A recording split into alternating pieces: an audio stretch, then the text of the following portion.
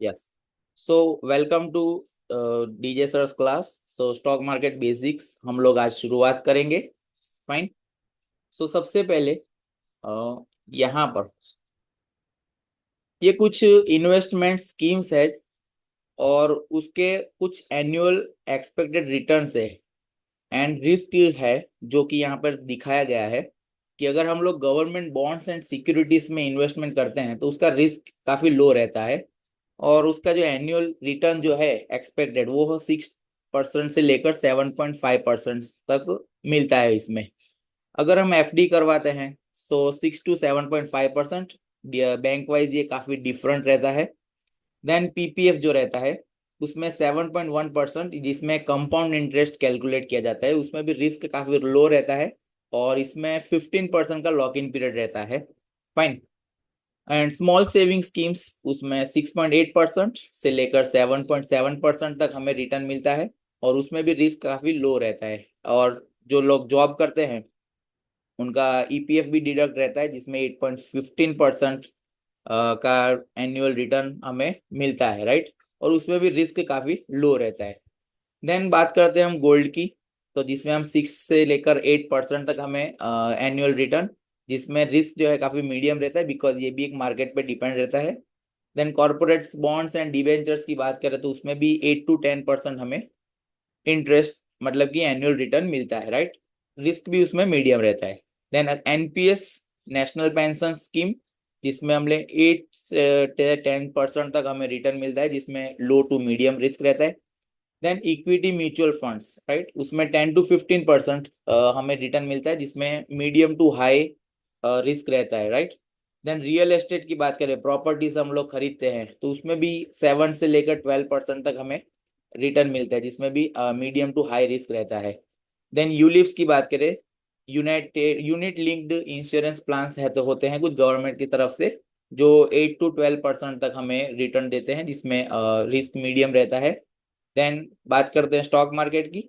सो ये हमें 10 to 20% तक रिटर्न देता है, लेकिन इसमें रिस्क हाई रहता है। फाइन। देन क्रिप्टो करेंसी काफी हाईली वेरिएबल रहता है और रिस्क भी उसमें काफी ज्यादा रहता है बिकॉज ये 24 आवर्स वर्किंग रहता है क्रिप्टो करेंसी जो है। यस। और इन्फ्लेशन जो कि महंगाई की हम लोग बात करें, सो वो ऑन एन एवरेज 6% की उससे ग्रोथ हो रही है, इन्फ्लेशन जो महंगाई रहती है, राइट। सो अगर हम लोग यहाँ पे रिटर्न्स की बात करें तो जो 6 से 7% या 8% जो दे रहे हैं, तो अगर उसमें से 6% अगर हम लोग इन्फ्लेशन माइनस करते हैं तो हमें 2% या 3% के आसपास रिटर्न मिलता है, राइट। बट जो स्टॉक मार्केट जो रहता है वो 10 to 20% हमें रिटर्न देता है और इससे भी ज्यादा भी कभी अच्छा मूवमेंट आता है तो इससे भी ज्यादा हमें मिल सकता है, right. So we will start our today's presentation. So stock market जो रहता है वो काफी कंफ्यूजिंग जंगल की तरह रहता है, ठीक है। कि बहुत सारे जगह से हमने अलग अलग बातें सुनी रहती है, कोई अच्छा बोलता है कोई बुरा बोलता है, और हम सब जानते हैं कि कोई भी चीज रहती है उसके दो साइड रहती है, एक पॉजिटिव एंड एक negative, right. But mostly people focus on negative side, जरूरी भी है, बट ज्यादातर नेगेटिव सुनकर पॉजिटिव साइड को टोटली भूल जाते हैं, ठीक है। बट यहाँ पर आप लोग अकेले नहीं है कि जिनको इतना सारा कंफ्यूजन हो रहा है, और इसमें ज्यादा कुछ डरने की बात भी नहीं है, राइट। सो आज हम ये कोशिश करेंगे कि जो भी नेगेटिव पॉइंट्स है स्टॉक मार्केट से रिलेटेड वो हम हमारे दिमाग से निकालेंगे, राइट। तो कुछ बेसिक चीजें हैं जो हमें जाननी जरूरी है, उसी से हम आज शुरुआत करेंगे। सबसे पहले है कि what is stock market, stock market होता क्या है। तो स्टॉक मार्केट शेयर, जिसको शेयर बाजार भी कहते हैं, कि जहां पर लोग कंपनियों के शेयर्स खरीदते हैं, राइट। कंपनियों को पैसे की जरूरत होती है, लोग इन्वेस्टमेंट करते हैं, लेकिन इन्वेस्टमेंट के सामने उन्हें कुछ मिलना चाहिए, राइट। तो उन्हें शेयर्स दिए जाते हैं, जो कि उसका प्राइस जो है वो घटता बढ़ता रहता है, ठीक है। सो इसमें क्या होता है, लोग कंपनियों में मालिक के छोटे छोटे हिस्से खरीदते हैं, जिन्हें स्टॉक या शेयर्स कहा जाता है। शेयर्स खरीदने के बाद हम उसमें मालिकाना हक भी हम लोग बता सकते हैं, राइट। कि चीजें जो है वो हमें पूछ कर वो करते हैं, मतलब हर चीज हमें नहीं पूछेंगे, लेकिन इनका जो भी मीटिंग्स रहता है वो ऑनलाइन होता है। सो इससे क्या होता है कि वो हमें उससे पार्टिसिपेंट्स करवाते हैं कि उनकी कंपनी में कि हमारा भी हिस्सा है उसमें। जब आप किसी कंपनी के शेयर रखते हैं तो आप उस कंपनी के एक छोटे हिस्से के मालिक बन जाते हैं, राइट। जब भी हमारे पास कोई भी शेयर्स रहता है तो हम क्या होता है उससे उसके छोटे से हिस्से के एक मालिक बन जाते हैं, क्योंकि हमने उसमें हमारा पैसा इन्वेस्ट किया गया है। अगर कोई कंपनी है अच्छा परफॉर्मेंस करती है तो उसका शेयर्स जो रहता है उसका प्राइस बढ़ता है, राइट। और उसमें हमारी जो इन्वेस्टमेंट किया होता है उसकी भी कीमत बढ़ जाती है। और जब कीमत बढ़ती है तो हम अगर चाहें तो उसे हम बेच भी सकते हैं। अगर कंपनी अच्छा प्रदर्शन नहीं करती है तो आपके शेयर्स का मूल्य घट सकता है, राइट। कभी कभी ऐसा होता है कि कोई कंपनी है जिसमें कोई नेगेटिव न्यूज आते हैं या कुछ प्रॉफिट उन्होंने कम बताया, तो उसमें कुछ इफेक्ट आ सकता है। लेकिन अगर कोई अच्छी कंपनी है तो उसमें इसका कोई फर्क पड़ता नहीं है। इसमें कंपनी ने जो इन्वेस्टर्स रहते हैं उनका विश्वास को जीता होता है, तो इस वजह से उनको ज्यादा फर्क नहीं पड़ता। शेयर बाजार कंपनियों को अपने व्यवसाय बढ़ाने के लिए पैसे जुटाने में मदद करता है। तो किसी भी कंपनी को अगर अपना बिजनेस को ग्रो करना है, उसको एक्सपांड करना है, तो वो क्या करते हैं, पैसा इकट्ठा करते हैं इन्वेस्टर से और वो अपने बिजनेस को आगे बढ़ाते हैं। और लोग क्या करते हैं, अपने कैश को मतलब अपने पैसे को उसमें इन्वेस्टमेंट करते हैं और वहां से वो प्रॉफिट कमाने की पूरी पूरी कोशिश की करते हैं, राइट। सबसे पहले आता है प्राइमरी मार्केट, जहां से ये सबकी शुरुआत होती है। तो कंपनियां जब पहली बार जनता को शेयर ऑफर करती है वहां से कैपिटल को कलेक्ट करती है, राइट, क्योंकि कोई भी कंपनी उसको ग्रो करने के लिए कैपिटल की जरूरत पड़ती है। फाइन। तो इस प्रक्रिया को हम लोग आईपीओ कहते हैं। आप लोगों ने काफी बार सुना होगा कि आईपीओ जो हम लोग बात करते हैं, राइट। और अभी काफी टाइम से बहुत सारे डेली कोई ना कोई आईपीओ आता है। तो इसमें होता है ऐसा है कि कंपनी पहले से तो होती है, लेकिन उसे स्टॉक मार्केट में लिस्टेड करने के लिए एक आईपीओ लॉन्च किया जाता है, जिससे कंपनी को पैसा मिलता है, उससे अपनी कंपनी को ग्रो करते हैं। तो लोग जो है उसमें अप्लाई करते हैं, राइट। इसमें ड्रॉ सिस्टम से आईपीओ का अलॉटमेंट किया जाता है और जिसको ये आईपीओ अलॉटमेंट होता है उनके डीमैट अकाउंट में वो पैसे मतलब कि वो शेयर्स आ जाते हैं, राइट। तो इसे हम आईपीओ कहेंगे, जिसको प्राइमरी मार्केट कहा जाता है। ये बहुत ही शॉर्ट एंड सिंपल प्रोसेस रहती है। देन आता है secondary market, trading after the IPO. एक बार शेयर जारी होने के बाद उन्हें द्वितीय बाजार में खरीदा और बेचा जा सकता है, जो कि हम नॉर्मल ट्रेडिंग करते हैं, राइट। शेयर्स को खरीदना, शेयर्स को बेचना, ये सारा सेकेंडरी मार्केट का प्रोसेस रहता है। और ये तब होता है जब निवेशक स्टॉक एक्सचेंज के माध्यम से शेयरों का व्यापार करते हैं, जिससे बाजार की तरलता आती है। तो शेयर्स जो है उसमें बाइंग और सेलिंग से क्या होता है कि मार्केट जो रहता है उसमें लिक्विडिटी आती है। लिक्विडिटी मीन्स कि उसका मूवमेंट रहता है, कोई बेचता है कोई खरीदता है। तो इस तरीके से वहां पे लिक्विडिटी रहती है, जिससे प्राइसिंग में चेंजेस होता रहता है। कभी अगर ज्यादा बायर्स आ जाते हैं तो प्राइस बढ़ेगा और ज्यादा सेलर्स आ जाते हैं तो प्राइस घटेगा, right. Now understanding market indices, market indicators जो रहते हैं। तो हमारे जो मेनली जो मार्केट इंडिकेटर्स है मेन, वो दो है। One is Nifty 50 and second is Sensex, right. So जो निफ्टी जो है यह बाजार मार्केट कैपिटलाइजेशन के आधार पर लिस्टेड टॉप 50 कंपनियों का प्रतिनिधित्व करते हैं। सो निफ्टी 50 जो होती है इसमें बहुत 50 टॉप की कंपनीज रहती है, राइट।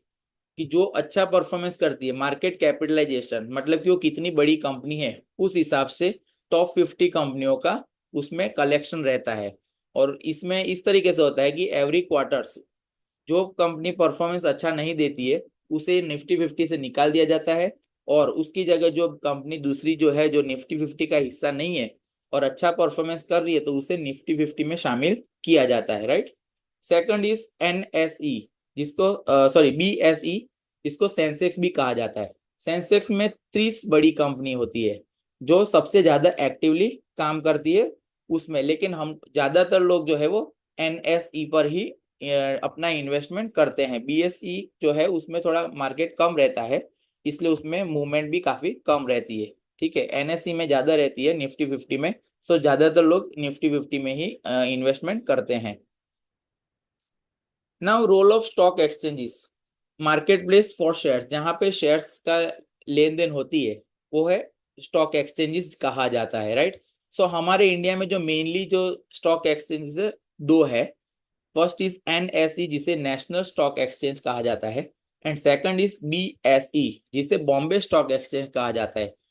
और हम लोग ज्यादातर जो इन्वेस्टमेंट करते हैं जैसे हमने बात किया वो है एनएसई में, जिसमें ज्यादातर मूवमेंट रहता है, लिक्विडिटी ज्यादा रहती है, ठीक है। So NSE national stock exchange में हम लोग ज्यादातर इन्वेस्ट करते हैं।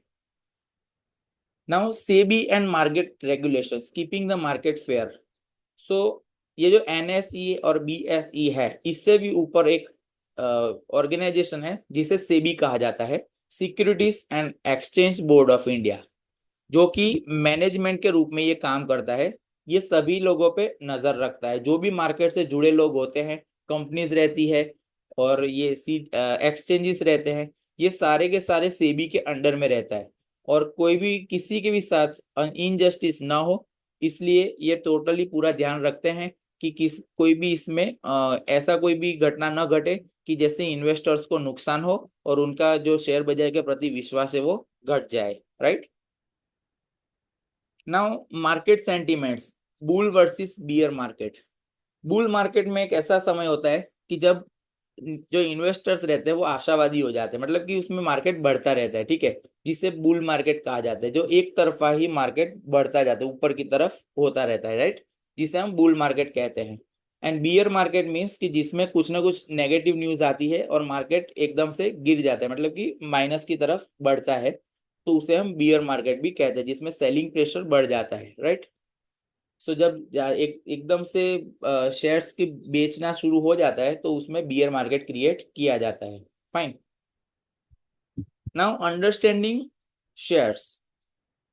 सो पहले के टाइम में जो इस तरीके से शेयर्स दिए जाते थे, जिसको फिजिकल शेयर्स कहा जाता है, अब इसमें प्रॉब्लम ये होती थी कि ये शेयर्स को संभालना काफी मुश्किल हो जाता है, बिकॉज शेयर मार्केट में जो इन्वेस्टमेंट है वो लॉन्ग टर्म के लिए ही होता है। कि लोग कहते हैं कि कम से कम इसमें 5 से 10 साल का आपको इन्वेस्टमेंट करना होता है, राइट। तो 5 से 10 साल तक ऐसे सब सर्टिफिकेट्स को संभालना काफी मुश्किल रहता है, राइट। तो ये सारी चीजें, कुछ तो डैमेज भी हो जाते थे। फाइन। तो ऐसी सब चीजें होने के वजह से अभी से सेबी ने क्या कर दिया, सब कुछ ऑनलाइन कर दिया है, राइट। हमारे शेयर्स जो रहते हैं वो ऑनलाइन सेव रहते हैं वहां पे, ठीक है। जो शेयर्स है वो हमें इन्वेस्टमेंट के रूप में, मतलब कि ये प्रूफ रहता है कि हमने इस कंपनी में इन्वेस्ट किया है, राइट। सो उस हिसाब से हमें अलग अलग शेयर्स, कंपनी के शेयर्स मिलते हैं, राइट। इसका मतलब ये होता है कि हम उस कंपनी में इतने शेयर्स के मालिक है, ठीक है। पहले इसको सर्टिफिकेट्स में दिया जाता था और अब जो है इसको इलेक्ट्रॉनिक रूप में दिया जाता है। फाइन। जिससे हमें कोई भी चिंता नहीं रहती, ना उसे संभालना होता है, ना कुछ भी, कोई डैमेज नहीं होता, कुछ भी इसमें होता नहीं है। फाइन। नाउ डिपोजिटरीज। डिपोजिटरीज वो होता है जो हमारे शेयर्स को संभाल कर रखता है, ठीक है। तो हमारे इंडिया में 2 डिपोजिटरीज है। वन इज सीडीएसएल और second is NSDL. CDSL means central depository services limited and NSDL का मतलब होता है नेशनल सिक्योरिटीज डिपोजिटरी लिमिटेड, ठीक है। और जो हमारा डीमेट अकाउंट जो रहता है वो डीबी के माध्यम से डिपोजिटरीज के पास रखा जाता है, ठीक है। इसके रजिस्ट्रेशन के बाद ही वो अपना ब्रोकर, मतलब कि ब्रोकर बन सकते हैं, ठीक है, जहाँ पे हमारे शेयर्स को सेव रखा जाता है। तो अगर कहीं ना कहीं अगर हमारा ब्रोकर जो रहता है वो अगर अचानक से बंद हो गया या वो चला गया कहीं पर, तो हम सीडीएसएल का कांटेक्ट करके हमारे शेयर्स वहां पे सेफ रहते हैं। तो हम लोग सीडीएसएल या एनएसडीएल का कांटेक्ट करके वहां से हमारे शेयर्स को रिकवर कर सकते हैं। सो हमें अब कोई चिंता कभी नहीं रहेगी कि हमारे शेयर्स अगर ब्रोकर कहीं चला गया तो हम उसके शेयर्स का क्या करेंगे, right. Now next is depository participants. So DPs जो होता है वो डिपोजिटरीज और इन्वेस्टर के बीच में वो कम्युनिकेटर रहते हैं, राइट। कि अगर हमारे शेयर्स जो है वो हम कैसे खरीदेंगे, तो हम लोग डायरेक्ट सीडीएसएल या एनएसडीएल से नहीं खरीद सकते, उसके लिए हमें एक ब्रोकर की जरूरत होती है, राइट। सो यहाँ पे कुछ ब्रोकर्स दिए हुए हैं जो कि ये सर्विसेज प्रोवाइड करते हैं, सारे के सारे सेबी रजिस्टर्ड होते हैं। बिना सेबी रजिस्ट्रेशन का हम लोग उसमें इन्वेस्ट नहीं करेंगे और नहीं कर सकते, ठीक है, बिकॉज ये सारा एक दूसरे से लिंक रहता है। सो यहाँ पे हम ब्रोकर से जो भी शेयर्स खरीदेंगे वो हमारे डिपोजिटरीज के पास जाएंगे, जो कि हमने सीडीएसएल और एनएसडीएल की बात की, ठीक है। अब हमारा मार्केट किस टाइम पे वर्क करता है, तो जो हमारा मार्केट है वो मंडे टू फ्राइडे सुबह 9:15 से लेकर 3:30 पर ये वर्क करता है। रेगुलर जो नॉर्मल ट्रेडिंग जिसमें कहा जाता है, नॉर्मल ट्रेडिंग इसमें होता है। सैटरडे, संडे और कुछ नेशनल हॉलीडेज पे हमारा मार्केट बंद रहता है। ठीक है, सो यहाँ पे पूरा डिटेल्स दिया हुआ है। हमारा मार्केट जो है वैसे प्री ओपनिंग सेशन जो रहता है उसमें 9 o'clock पे वो शुरू हो जाता है, राइट। और 9-8 तक वो, जिसमें आप अपना एंट्री ले सकते हैं, ऑर्डर्स को डाल सकते हैं, मॉडिफाई कर सकते हैं और ऑर्डर्स को कैंसिल कर सकते हैं। अगर कोई कुछ खरीदना या बेचना हो तो उसके ऑर्डर्स हम लोग डालेंगे, राइट। फिर 9 o'clock से 9-8 से लेकर 9-12 तक सुबह, उसमें सारे ऑर्डर्स को मैचिंग किया जाता है, कितने बायर्स है कितने सेलर्स है उस तरीके से। और जो 9-12 से लेकर 9-15 होता है वो बफर पीरियड रहता है, जिसमें टोटली मार्केट बंद हो जाता है, जिसमें ये सारा कैलकुलेशन भी होता है, राइट। और 9:15 से नॉर्मल ट्रेडिंग सेशन शुरू किया जाता है, जिसमें जो बायर्स और सेलर्स होते हैं वो नॉर्मली अपना शेयर्स को खरीद सकते हैं और बेच सकते हैं अपना डीमैट अकाउंट से। ठीक है, देन 3:30 के बाद 3:40 से लेकर ये पोस्ट क्लोजिंग सेशन रहता है। पोस्ट क्लोजिंग, इसमें बायर्स और सेलर जिन्होंने ऑर्डर डाले होते हैं, इसमें टोटली उसमें कैलकुलेशंस किया जाता है, राइट, कि कितने ऑर्डर अभी पेंडिंग हुए हैं वो। क्योंकि आप ऑब्जर्व करेंगे कि जब ये मार्केट क्लोज रहता है तो नेक्स्ट डे जब मॉर्निंग में ओपन होता है तो उसका जो नंबर्स रहता है वो थोड़ा चेंज हो जाता है, राइट। तो वो इसी वजह से कि जो पेंडिंग ऑर्डर्स रहते हैं जो कि एग्जीक्यूट होना बाकी है तो वो मैचिंग किया जाता है, उसके बाद वो पोस्ट क्लोजिंग हो जाता है, राइट। और 3:30 से लेकर 3:40 तक उसमें लास्ट 30 मिनट्स जो है वो टोटली उसका वेटेज एवरेज निकाला जाता है। उस हिसाब से वो कैलकुलेशन करके हमें मार्केट के बारे में बताया जाता है कि आज इतना प्लस हुआ और इतना माइनस हुआ, राइट। लेकिन 9:15 से लेकर 3:30 तक हम लोग नॉर्मल ट्रेडिंग कर सकते हैं। Now there are many types of investors. अलग अलग टाइप्स के इन्वेस्टर्स रहते हैं जो कि मार्केट में इन्वेस्ट करते हैं। सबसे पहले रिटेल इन्वेस्टर्स, जो कि हम लोग होते हैं, स्मॉल इन्वेस्टर्स, छोटे लोग। ठीक है, छोटे इन्वेस्टर्स जो स्मॉल अमाउंट से इन्वेस्ट किया जाता है, राइट। देन आते हैं इंस्टीट्यूशनल इन्वेस्टर्स। इंस्टीट्यूशनल इन्वेस्टर्स वो लोग होते हैं जो म्यूचुअल फंड्स, पेंशन फंड्स और ये सब जो फंड्स कलेक्ट करके स्टॉक मार्केट में इन्वेस्ट करते हैं, उसे हम इंस्टीट्यूशनल इन्वेस्टर्स कहते हैं। हम लोग जो इंश्योरेंस करवाते हैं, एफडी करवाते हैं, वो सारे पैसे इसी में इन्वेस्ट किए जाते हैं। देन हाई नेटवर्थ इंडिविजुअल, ऐसे लोग जिनका इन्वेस्टमेंट 2 करोड़ रुपए से ऊपर का होता है उसे हाई नेटवर्थ इंडिविजुअल कहा जाता है। ठीक है, देन आते हैं डोमेस्टिक इंस्टीट्यूशनल इन्वेस्टर्स, जिसको DIIs कहा जाता है, जो कि बिग इंडियन इंस्टीट्यूशंस, इंडिया की जो बड़ी बड़ी इंस्टीट्यूशंस रहती है वो इसमें इन्वेस्टमेंट करते हैं, जिसे डोमेस्टिक इंस्टीट्यूशंस कहा जाता है। ये करोड़ों में बाइंग और सेलिंग किया जाता है, राइट। देन आता है फॉरेन इंस्टीट्यूशनल इन्वेस्टर्स, जिसको FIIs कहा जाता है। ऐसे लोग जिनके पास इंडियन सिटीजनशिप नहीं है लेकिन वो इंडिया में इन्वेस्ट करना चाहते हैं, उसे हम FIIs कहेंगे। ठीक है, मतलब कि फॉरेन इन्वेस्टर्स जो है वो भी हमारे कंट्री में इन्वेस्ट करते हैं और इनकी भी काफी बड़ी अमाउंट रहती है, राइट। अभी शेयर्स को पिक कैसे करना है?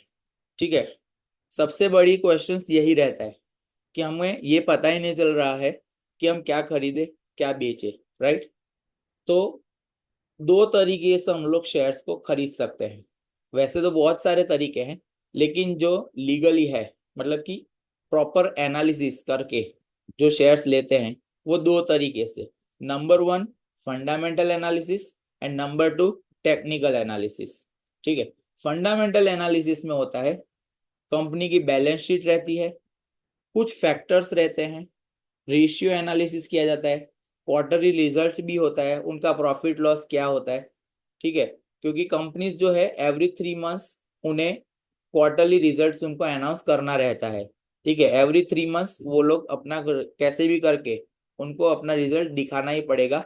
सेबी को रिपोर्ट पूरा जमा करवाना पड़ता है उनको कि हमारी कंपनी को इस बार इतना प्रॉफिट हुआ, इतना लॉस हुआ, जो भी है हम लोग ये नया करने वाले, जो भी उनका प्लानिंग है, जो हो गया है, जो होने वाला है, वो सारा का सारा क्वार्टरली रिजल्ट में उनको अनाउंस करना होता है।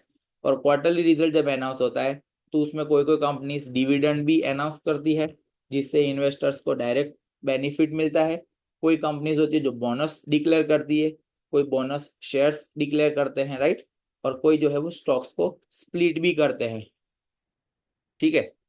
स्टॉक्स को स्प्लिट भी करते हैं मतलब कि एक से उसके अलग पार्ट्स भी करते हैं, right. Second is technical analysis, जिसमें प्राइस ट्रेंड आ जाता है, जो कि चार्ट्स भी आ जाते हैं, मूविंग एवरेजेस आएंगे, सपोर्ट एंड रेसिस्टेंस आएंगे। ये सारी चीजें थोड़ा सा हाईली होगा, बट धीरे धीरे हम ये सब सीखेंगे। मतलब जो मेनली जो रहता है वो फंडामेंटल एनालिसिस, जो कंपनी की बैलेंस शीट्स पे डिपेंड करता है, उसके रिपोर्ट्स पे। और टेक्निकल एनालिसिस जो कंपनी का जो चार्ट रहता है, किस तरह से बाइंग सेलिंग का मूवमेंट हो रहा है, इस तरीके से हम उसमें जज कर सकते हैं, राइट। नाउ ये सब चीजों के लिए हमें एक डीमैट अकाउंट की जरूरत पड़ती है, राइट। पहले के टाइम में ऐसा होता था कि जब हम कोई भी डीमैट अकाउंट खुलवाते थे तो पैसे हमारे होते थे, लेकिन उसे मैनेज कोई और करता था। बट उसमें काफी सारे फ्रॉड्स और सब कुछ होने लगा। तो इस वजह से क्या हुआ, गवर्नमेंट ने, जो सेबी है, उन्होंने कहा कि अब हम सेल्फ ऑपरेटेड अकाउंट्स रखेंगे। अभी भी ये वो अकाउंट्स चल रहे हैं जो कि मैनेज दूसरे करते हैं, बट उसमें काफी सारी चीटिंग्स और बहुत कुछ हो रहा था, फ्रॉड भी काफी हो रहा था। हमारे पैसे तो हम दे देते थे, लेकिन जब हम पूछने जाए तो हमें ऐसा कह देते थे कि भाई हमने इसमें इन्वेस्ट किया, इसमें किया, लेकिन हमें इतना नॉलेज नहीं होता था। इस वजह से क्या होता है, बहुत हम लोग कुछ कर नहीं पाते थे, फाइन। तो अब सारे ऑनलाइन डीमेट अकाउंट्स आ चुके हैं, जो कि सेल्फ ऑपरेटेड अकाउंट रहते हैं। हमें खुद ही बाय करना है, खुद ही सेल करना है, ओटीपी बेस्ड सब कुछ रहता है। आपका हर एक मूवमेंट का रिपोर्ट वो लोग शाम को दे देते हैं, राइट। एवरी 15 डेज पे आपको पूरा रिपोर्ट मिलेगा, मंथली भी रिपोर्ट मिलेगा, क्वार्टरली भी रिपोर्ट मिलेगा। और आपको जो कोई भी रिपोर्ट डाउनलोड करना है, प्रॉफिट एंड लॉस है या ट्रांजेक्शन रिपोर्ट है, कोई भी लेजर है, वो सारी चीजें आप इस डीमेट अकाउंट से डाउनलोड कर सकते हैं, राइट। तो डीमेट अकाउंट किस तरह खुलवाना है, तो सबसे पहले तो हमें कोई एक डिपॉजिटरी पार्टिसिपेंट, जिसको स्टॉक ब्रोकर कहते हैं, वो सिलेक्ट करना है। और उनकी कोई वेबसाइट होती है, वहां पे आप जा सकते हैं। देन वहां पे टोटली प्रोसेस ऑनलाइन रहेगा, जिसमें आपका रिक्वायरमेंट डॉक्यूमेंट्स रहेंगे, आधार कार्ड, पैन कार्ड और बैंक डिटेल्स, जो कि आप यूपीआई से भी ट्रांजेक्शन कर सकते हैं। और हमें केवाईसी वेरिफिकेशन जो है वो कंप्लीट कर देना है। देन डिजी लॉकर के थ्रू हमें एग्रीमेंट साइन कर देना है, ठीक है। और उसमें रिव्यू एंड सबमिट कर देंगे। एक दो दिन में हमारा जो एप्लीकेशन है अकाउंट ओपनिंग का, वो रिव्यू किया जाएगा कंपनी के द्वारा। अगर सारी प्रोसेस प्रॉपरली की गई है, सिग्नेचर और डॉक्यूमेंट्स में नाम है, वो सब कुछ अगर प्रॉपरली है, तो आपका अकाउंट 1 से 3 दिन में शुरू हो जाएगा, राइट। और उसके बाद आपको अकाउंट नंबर दिया जाएगा, मतलब कि डीमैट अकाउंट नंबर, और पासवर्ड आप अपने आप खुद जनरेट कर सकते हैं, राइट। इस चीज में हमें ये चीज ध्यान रखनी है, सबसे पहले हमारा आधार और पैन कार्ड जो है वो एक दूसरे से लिंक होना चाहिए। और आधार कार्ड में जो हमारा मोबाइल नंबर है वो चालू होना चाहिए। तो इससे क्या है कि ओटीपी उस पर आएगा, और इस तरीके से आप अपना अकाउंट अच्छे से ओपन कर सकते हैं, राइट। अगर इसमें कोई प्रॉब्लम आती है तो आप हमारा कांटेक्ट कर सकते हैं। नाउ यहाँ पे जो सारी इन जानकारी दी गई है वो टोटली एजुकेशन पर्पस के लिए है, ठीक है। शेयर बाजार में निवेश के लिए वित्तीय सलाह नहीं है, ये किसी को ऐसा कोई फोर्सफुली नहीं है कि आप इसमें इन्वेस्टमेंट कीजिए। ये जस्ट एक अवेयरनेस प्रोग्राम है, ठीक है। कोई भी प्रॉफिट एंड लॉस के लिए हम लोग जिम्मेदार नहीं होते हैं, फाइन। और कभी भी कुछ भी निवेश करते हैं तो उससे पहले आपको प्रॉपरली रिसर्च खुद भी कर लेना है। अगर आपका कोई फाइनेंशियल एडवाइजर है तो उससे आपको डिस्कशन करना है, क्योंकि ये जैसे कि पहले बात की, ये पूरा का पूरा पैसे का मामला है, राइट। और आप सभी से अनुरोध है कि शेयर बाजार में सिर्फ वही पैसे इन्वेस्ट करें जिसका उपयोग आपको नजदीकी समय में नहीं करना है, ठीक है। ये कोई पैसा 21 दिन में पैसा डबल करने वाली कोई भी स्कीम नहीं है। ये चीज ऐसी है कि इसमें जितना ज्यादा टाइम देंगे उतना ज्यादा हमें बेनिफिट मिलेगा, राइट। और शॉर्ट टर्म के लिए बिल्कुल भी नहीं है। हाँ, कभी कुछ अच्छा मूवमेंट आ जाता है, कोई ऐसी इवेंट हो जाती है कंट्री वाइज या वर्ल्ड वाइज, तो कुछ मूवमेंट्स हो सकता है। उसमें ऑपरेटर्स का भी काफ़ी रोल रहता है कि कुछ स्टॉक्स ऑपरेट किए जाते हैं। सो ये सब चीजें जो है ध्यान में रखना होता है। लेकिन सेफली बात करना चाहें तो ये है कि सिर्फ वही पैसे आप लोग इन्वेस्ट करिए कि जिसका आपको जरूरत ना हो। ठीक है। सो आप सभी हमारे साथ जुड़े, इसके लिए आपका खूब खूब धन्यवाद। आप सभी को thank you so much. Fine.